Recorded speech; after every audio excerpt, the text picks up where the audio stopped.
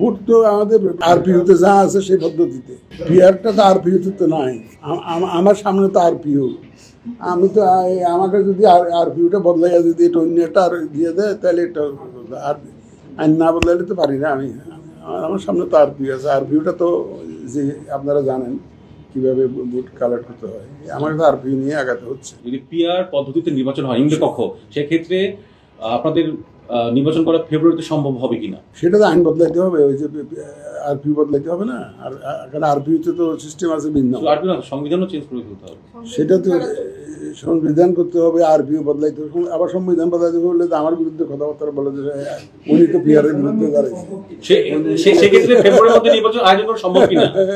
Walton AC exchange অফারে এখন যে কোনো ব্র্যান্ডের পুরাতন এসি বদলে নতুন ওয়ালটন এসিতে উপভোগ করুন 25% ছাড়। Walton air conditioner, comfort without compromise. এই যদির উপরে কোনো আমি জবাব দিতে চাই না।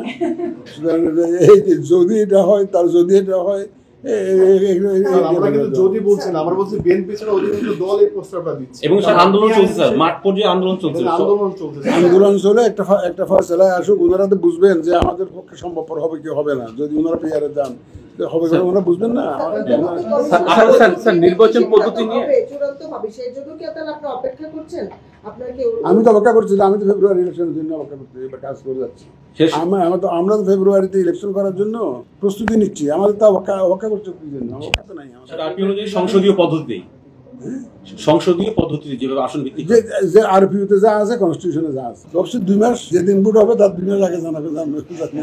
ডিসেম্বর ফার্স্ট উইকে না, ওরা তো যেদিন ভোটের ডেট হবে তার 2 মাস আগে।